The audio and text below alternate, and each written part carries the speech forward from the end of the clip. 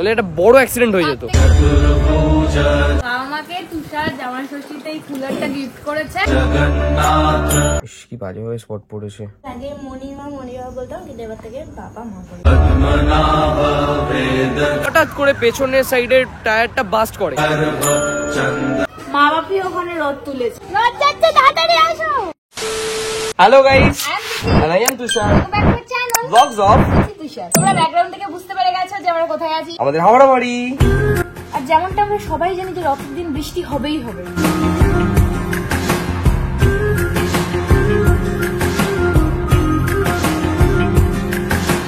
মন বোঝে না, বোঝে না, বোঝে না।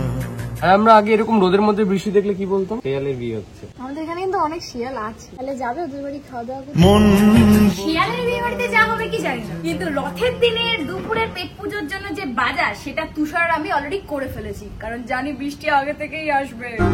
পড়ছে কেন বিনা মেঘে বাজ, পদ্য লেখা আমার তো নয় কাজ, চাইছি দিনে অল্প দেখা তোর। এবার তোমরা অনেকেই ভাবছো যে আমি হাওড়া বাড়ি হঠাৎ করে রথের দিন কেন এলাম, কারণ ভাবলাম ওরা দুজন মিলে আছে একটা শুভ দিন, ওদের সাথে একটু টাইম কাটিয়ে আসি। আমি আজকে রাতেই চলে যাবো। আমরা দুজন একা আসিনি, কিন্তু ব্যাকগ্রাউন্ডে মমি বুঝতে পেরে যাচ্ছে আমাদের সাথে কে এসছে। সে এখন গভীর নিদ্রায় মগ্ন। মা মাংস আই থিঙ্ক সব বাচ্চাই রিলেট করতে পারবে যে মায়েদের কাছ থেকে এরকম মাংস যে খাওয়ার ব্যাপারটাই আলাদা। এখানে একজন হ্যাংলা আমার ক্যামেরা ধরে আছে, সবাইকে দিয়েই খাবো, অসুবিধা নেই। বাবা কোথায়? বাবারা দেখেছি যত বয়স হয় না খুব ছোট বাচ্চাদের মতো হয়ে যায়। সেই জন্যই আমি এটা খাওয়ার সময় যেমন আমি মিনিকে বাবার কথা মনে পড়েছে, বাবার কথাও মনে পড়েছে, ওই জন্যই বলছি বাবা কোথায়। গরম কেমন হচ্ছে? দাঁড়া দিচ্ছি, গরম খেতে ইচ্ছা করছে না তোমাদের, বুঝতে পারছি। গরম খেয়ে নি। প্রথমবার আমাদের বাড়িতে তুষার আর মিনি জামাই ষষ্ঠীতেই আসে, আর তখন মা বাবা আমাদেরকে এরকম খাসির মাংস কষা করে মানে দিয়েছিল বাটি করে। আমরা তিনজনের এরম জায়গাতে বসেই তিনজন মিলে খাচ্ছিলাম। মনে পড়ে গেল না? সেটাই তো বলছি। তোমার ফেসে এরকম ডার্ক স্পট কেন এসছে? এটা কিন্তু ঠিক রিসেন্ট করেই হয়েছে, এরকম বোঝা যাচ্ছে। তার মানে আমি একটা জিনিস নিয়ে আসছি। কি নিয়ে এলি তুই? Himalaya dark spot cleaning turmeric face serum.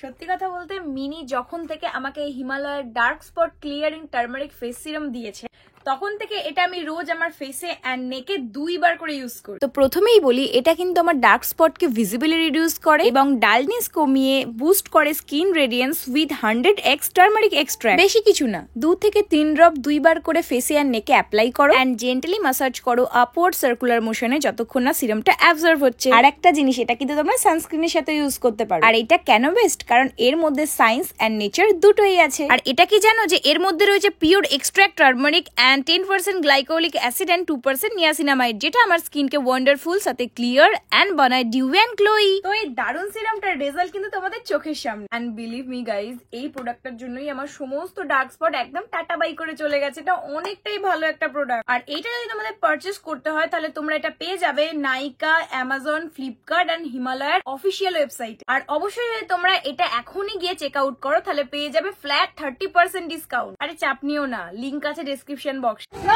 তাড়াতাড়ি আসো, ওই দেখো, এই দেখো। বিশাল রথ, বিশাল রথ। আমাকে টেনে টুনে নিয়ে এলো, বলছে অনেক বড় রথ যাচ্ছে, চলো। আমাদের এখানে সব থেকে বড় রথ যাচ্ছে। বাবা তুমি তাড়াতাড়ি গিয়ে দেখো। দেখো যারা নিয়ে যাচ্ছে তাদের কাছে এটা অনেক বড়। বাচ্চা সেটা বলিনি, তুই আমায় কি বলে নিয়ে এলি? কি বলেছি? অনেক বড় রথ, তাড়াতাড়ি চলো, লাফাতে লাফাতে আসো।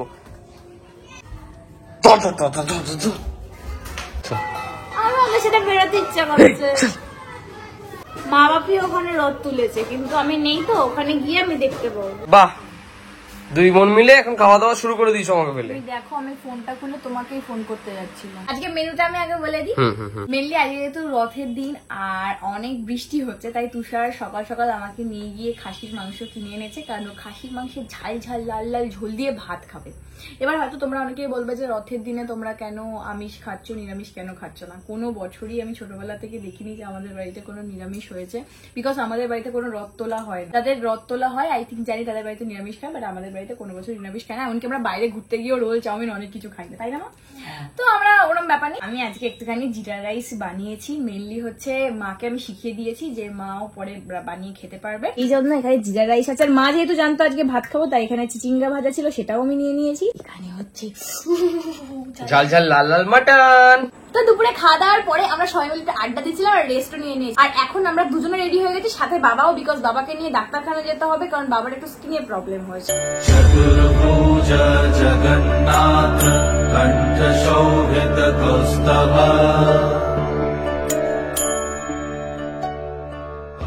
বাবার ডক্টর দেখানো কমপ্লিট করে সোজা একেবারে জিলিপি পাপড় নিয়ে বাড়ি ঢুকছি। এই দুটো ছাড়া ছোটবেলা থেকে রদ রদ ফিল হয় না। এরপরে আমাকে এখন গাড়ি চালিয়ে 3 জন মিলে ব্যারাকপুরের দিকে রওনা দিতে হবে, কারণ অনেকটা রাত হয়ে গেছে। তাড়াতাড়ি করে জিলিপি পাপড়কে আমাদের বেরোতে হবে, প্রায় 10:30 বাজতে যায়। আর এই যে তোমরা ব্যাকগ্রাউন্ডে একটা নয়েজ শুনতে পাচ্ছ না, এটা কিন্তু কোনো বৃষ্টির সাউন্ড না, মনে হচ্ছে না ওরকম, বাট ওরকম কোনো ব্যাপার নেই। এই বাবা মাকে তুষার জামাই ষষ্ঠীতে এই কুলারটা গিফট করেছে, তো সেটারই আওয়াজ পাওয়া যাচ্ছে, আর সেটার জন্য অনেকটা গরম কম লাগছে, বাট গরমে দিলে আরেকটু ভালো হতো।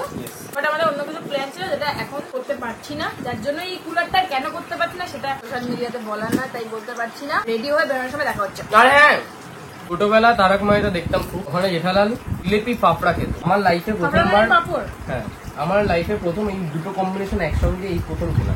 তুই কখনো রথে খাওনি? মানে জিলিপি খেয়েছি, পাপড়া খেয়েছি, দুটো একসঙ্গে কখনো খাইনি। রথে তোমরা জিলিপি পাপড় খেতে তো? না। তোমরা কমেন্ট করে জানাও তো, রথে তো জিলিপি পাপড় ছাড়া কি রথ হয়?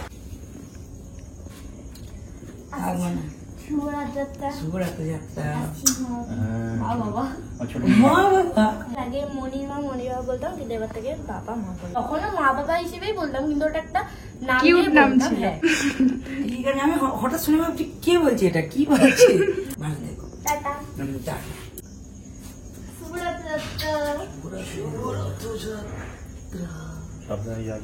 এখনো তোমাদেরকে বলা হয়নি, তার একটা রিজন আছে, চলো বেরোই তারপরে বলছি। যেটা বললাম যে একটা রিজনে আমি গোটা ব্লগের মধ্যে একবারও শুভ রথযাত্রা বলি। মেনলি আমার ইচ্ছা ছিল বাবার বাড়ি থেকে সব কাজ কমপ্লিট করে তারপরে আমি সোজা আসবো কামারহাটি, এন্ড কামারহাটিতে অনেক সুন্দর রথ হয়, 3টে রথ এখানে। হ্যাঁ এখানে 3টে রথ, আবার এত বড় বড়। তো সেটা সামনেই আমি চেয়েছিলাম তোমাদেরকে উইশ করতে, রাত হোক আমি যেটা চেয়েছিলাম সেটাই কমপ্লিট করব বলে একেবারে চলে এসেছি কামারহাটি। বাট আসার সময় খুব বাজে একটা একটা বড় বড় বড় ফাড়া থেকে আমরা বেঁচে, আমরা আসছিলাম NH16 ধরে, আর সামনে একটা ছোট হাতি গাড়ি ছিল, এটার আই থিঙ্ক ওভারলোডের কারণে বা হয়তো বেশি এয়ার প্রেসারের জন্য হঠাৎ করে পেছনের সাইডের টায়ারটা বাস্ট করে। ধরো আমরা এখানে বাইক নিয়ে দাঁড়িয়ে আছি, টায়ারটা জাস্ট এখানটা বাস্ট করে, সেইটার একটা টুকরো ছিটকে এসে তিথির পায়ের মধ্যে লেগেছিল। কোথায় বাবাই? এরকম না যে খুব ইনজিওর্ড হয়েছে, সেরকম কোনো ব্যাপার না, বাট একটু সপাটে লেগেছে। ইনজিওর্ড হতে পারতো, ভেতরে টিউবটা ছিটকে এসছে। তুমি জাস্ট বুঝতে পারছো না। ধরো যদি গাড়িতে স্পিড না থাকতো বা আমি যদি একটু আস্তে আস্তে যেতাম, আমার মুখে চোখে যদি আসতো, কারণ আমার গ্লাসটা ওপরে ওঠানো ছিল, কারণ অনেক স্ক্র্যাচেস পড়েছে, এটা পড়ে না হেলমেটটা পরে প্রপারলি গাড়ি চালাতে পারি না, তার জন্য আমি হেলমেটের যে সামনে গ্লাস থাকে সেটা উঠিয়ে রেখেছিলাম। যদি ধরো মুখে চোখে আমার আসতো, আমরা ছিটকে পড়তাম। আমি ভাগ্যিস কন্ট্রোল করে সেখান থেকে বেরিয়ে গেছি বলে আজকে বেঁচে গেছে, একটা বড় অ্যাক্সিডেন্ট হয়েছে। তার থেকে বড় ব্যাপার, আমরা জগন্নাথ দেবের কাছে আসছি, উনি বাঁচিয়ে নিয়েছে, এটা সব থেকে আমি বেশি করে মানবো। दया सिंधु कृपालु जन रक्षका कंगुपानी चक्रपानी पद्मनाभ नरत्तम। তিথির মুডটা একটু নষ্ট হয়ে গেল হালকা, কারণ আমি খেয়াল করি ঠাকুরের মুখগুলো সব ঢাকা। বাট আমরা চেষ্টা করছি উল্টো রথের দিন একটু ভালো কিছু করার বা একটা ভালো জায়গায় যাওয়ার। এটা এখন বলবো না তোমার জন্য, তোমার জন্য সারপ্রাইজ। চলো। মেরা মুখ তোলে না, ও মন বোঝে না, বোঝে না। তো গাইস জাস্ট কিছুক্ষণ হলো বাড়ি ঢুকলাম, আর বাড়ি এসে দুজন মিলে ভাবলাম যে সুন্দর করে আউটরোটা নিই, কারণ অনেকেই আমাদেরকে বলে যে তোমরা সুন্দর করে ইন্ট্রো নিয়ে ভিডিওটা তো স্টার্ট করো, বাট আউটরো নাও না। তো সেইটা মাথায় রেখেই কিন্তু আমাদের আজকে সুন্দর করে আউটরোটা নেওয়া। আর গাইস বাড়ি আসার পরে ওর পায়ের যে দাগটা আমি দেখলাম না, ওর অনেক জোরে লেগেছে, ও মুখে সেটা বলেনি। তো গাইস বাড়ি এসে দেখলাম তিথির পায়ে এই দাগগুলো হয়ে গেছে, এই টায়ার ফেটে ওর পায়ে লেগে। ইস কি বাজেভাবে স্পট পড়েছে। আমার যেটা মনে হচ্ছে আজকে ঠাকুরই মনে হয় বাঁচিয়ে দিয়েছে একটা বড় অ্যাক্সিডেন্ট হওয়ার থেকে। কিছু বলার নেই, বিষয় আর। আমি মনে করি বড় কিছু হওয়ার থেকে ছোট এরকম কিছু দিয়ে সেটা কেটে যাওয়াটা সব থেকে বড় বিষয়। আজকের ভিডিওটা এইটুখানি, খুব সিম্পল একটা ছোট্ট ব্লগ তোমাদের সাথে শেয়ার করলাম। যদি ভিডিওটা তোমাদের ভালো লেগে থাকে তাহলে কি করতে হবে? Like, comment, share and subscribe, আর বেল আইকনটাকে টুং টুং টুং টুং করে দাবিয়ে দিতে হবে। হ্যাঁ, সত্যি বহুদিন বাদ এরকম একটা আউটরো নিলাম। দেখা হচ্ছে ভালো একটা সুন্দর ব্লগ নিয়ে। টাটা।